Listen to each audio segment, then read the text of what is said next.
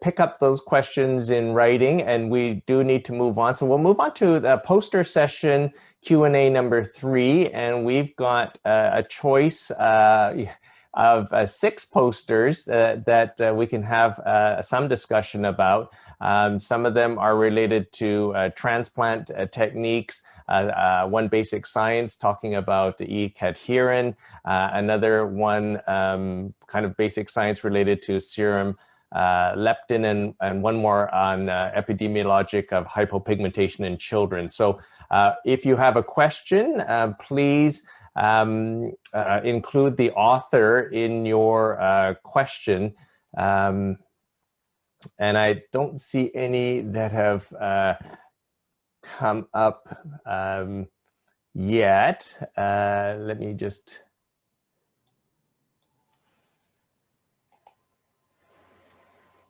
So I had a question about the pediatric hypopigmentation disorders. I realize we're talking mainly about vitiligo, but as always, you confirmed the high prevalence of pityriasis alba in children. But I'm just wondering for Dr. Bai, why don't we see pityriasis alba very much in adults?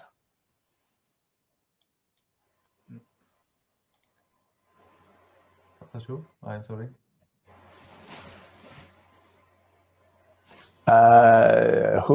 Sorry, it was for the poster presenter on hypopigmentation in children, the survey. So maybe, my apologies, I'll direct the question to the person who presented that poster. Why don't we see pityriasis alba in adults very much?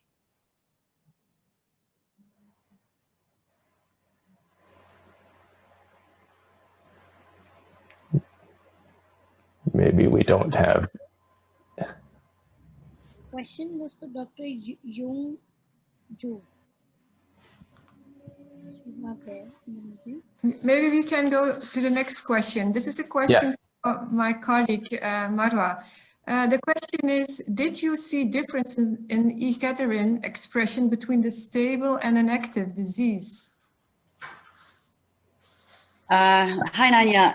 Actually, we did the study on active cases, and we took the biopsies only from non-affected areas, non-lesional skin, and compared them to healthy controls from different anatomical sites, just to see if the anatomical site would differ and would be the reason for the distribution of vitiligo.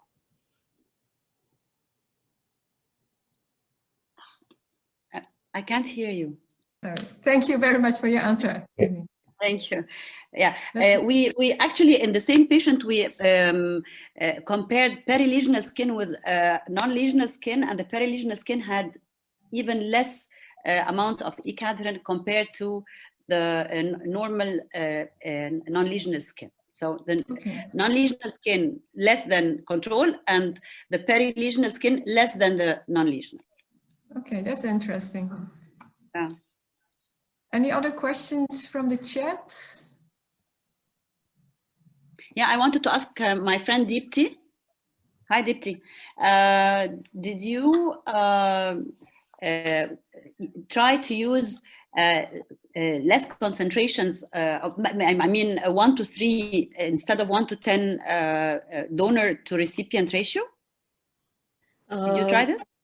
In the second surgery, when I had so basically we've seen that we need to do a repeat surgery for a lot of patients to get full repigmentation, and in doing that, patients had a question for making sure that if this time, because they got 50% or more repigmentation at the first time, so they're like, can you do something which will make sure that the rest is better?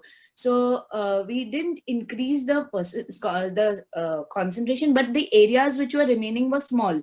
So it did land up, more than 1 to 10th, because the major areas did get covered. But then on top of it, it was grafted with a suction blister roof. So there were 2 techniques, that is the cell transfer as well as the tissue transfer, done in the same patient at the same surgery for the repeat sessions. Okay, thank you. All right. I don't think there is any additional questions from the audience. So we will, I mean, the posters are obviously very self-explanatory and well done. So feel free to kind of contact the poster presenters by email directly through the web. And we will actually move on. Thank you all for making yourselves available today and for presenting the work. So we will move on to the next speakers or the next session. So thank you, and we'll transition over now.